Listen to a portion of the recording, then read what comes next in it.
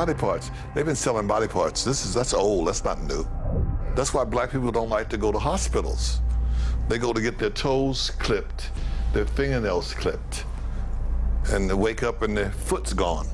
They've been utilizing the organs of black people for years, the organs and the body parts and the members of African-American people, and that goes back to George Washington. There's a long-time myth that George Washington had wooden teeth. We've heard that myth growing up in school. The reality is George Washington did not have wooden teeth because common sense will tell you you can't put wood in your mouth, it gets wet, and wet wood is useless. What George Washington did, he had the teeth of his African slaves yanked out of their mouths, and he made dentures out of these teeth. And they're on display. His dentures are on display at museums right now. And that just goes to show the history of African people having our bodies mutilated and our members disfigured and mutilated for the betterment and benefit of the dominant society. In America, at least 2,500 black people go missing every year. At least. Never to be found again, not killed enough, you just don't find them again. Why doesn't that number ever go down? How can you constantly have the same amount of people? Are you trying to say the same killers go out and murder the same amount of people every year? No. Somebody is taking black people off the street. There's been stories on this. Kidnapped by the government. Kidnapped by organ traffickers. Drive-by shootings is organ stealing. I'm worth $50 million and I need a kidney. And you know, kidneys are pretty sensitive. You gotta find somebody who really got the kidney that matches yours. You think I'm gonna wait till somebody die for me to get one? If I don't get one soon, I'ma die. So guess what I'm gonna do? I'm gonna pay somebody to go research people.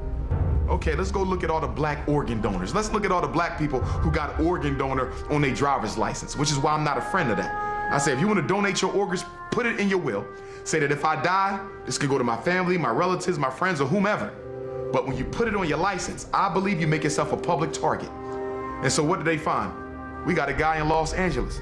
He has the same blood type as you, same kidney type as you likely. He healthy though, he ain't likely to die no time soon. He don't know you, so he ain't gonna give you no organ for free. So guess what we're gonna do? We're gonna arrange a murder that makes it look like he was in a car accident. We're gonna arrange a murder that makes it look like he committed suicide. So the next thing you know, you coming out the gas station, boom, you get hit by a Mack truck, you dead, gone. You get taken to the funeral home, your family come to the funeral, they don't know that before your body got laid to rest, a little hole was poked and they pulled your kidney out. A lot of people don't know, when you get arrested or even when you get convicted, a lot of times law enforcement or police will swab your mouth for DNA. And now they have your DNA record on file, they have your genetic information on file. And you have to understand, with law enforcement, a lot of times they'll sell your information to tabloids and, like, especially celebrities, they sell their information to tabloids and magazines and news outlets all the time. So it's not a stretch to believe that they won't use your DNA or your genetic information for nefarious reasons. You, my son. Cops come by and inform me you just been shot dead. You don't have jurisdiction over that body. That's the coroner. You can't get that body till the coroner release you.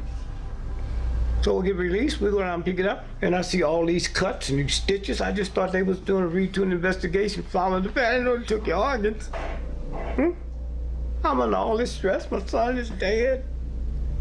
Now you buried now, I can't dig you up because the court got the information. Most of those cases is organ stealing. It's been known for a long time, even back in slavery times, that black organs were considered superior genetically to other folks' organs. For example, whenever there's a transplant, okay, especially when rich folks get heart transplant, liver transplant, kidney transplant, they like white, they like black organs. We had a famous case in Pennsylvania, Governor Casey, who was one of the most racist governors who ever lived back in the late 80s, early 90s.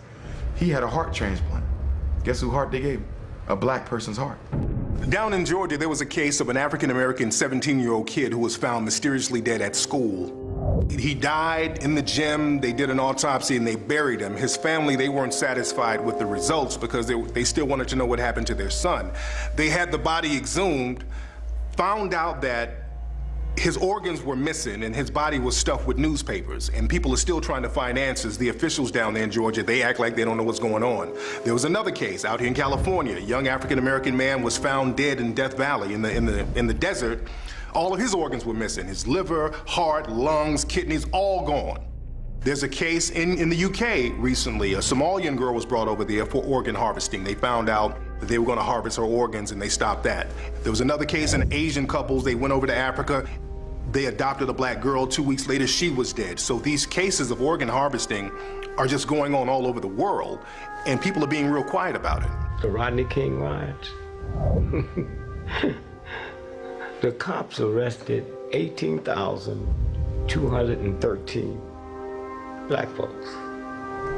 They couldn't account for 10,000 of them. That's what happened in New Orleans. Remember when you saw those helicopters? They were picking up all them black babies and taking them up in the helicopter. And my husband and I sit there and say, we wouldn't have sent our son with them. I don't care who they was. We'd all died in the water together. We wouldn't have sent our baby up there. And they never got a bunch of those children back, as we all know. Organ harvesting in Africa, it's a business. In fact, they've set up so many sophisticated places around the so-called third world where there are nations like France, England, New Zealand, Israel. All these places now are looking in the impoverished areas because mostly in these impoverished areas like Brazil, places in South Africa, right here on this continent, wherever there's poverty, there's crime. And wherever there's crime, you know there's a lot of deaths and there's a lot of shooting. They are killing black people for their organs. Think about it. Organs are the only commodity that people must have to live that you cannot buy in a store. So if I am sick and I need a heart, I can't buy that. And we know all the problems with the fake hearts. Now they can give a pacemaker to a bad heart. But what about when the heart needs to be replaced? You gotta find a match and it ain't none on the donor list and I'm worth $50 million and I could care less about black people anyway? Guess what? Somebody gonna get shot in a drive-by. Switch over to Haiti. Jean Bellerive, at the time, he was the prime minister at the time when Haiti was hit with that earthquake that killed over 130,000 brothers and sisters down there in that island. They had a report on CNN with Jean Bellerive, and he said specifically that there was organ harvesting and child kidnapping going on. And we have already reports of a lot of trafficking, even of organ trafficking. Of organ trafficking? Yeah. Now? Now, already. Of the victims of the earthquake? Yeah. So, do you know that for sure? Yeah, I know that for sure, and it was discussed in Montreal during the conference.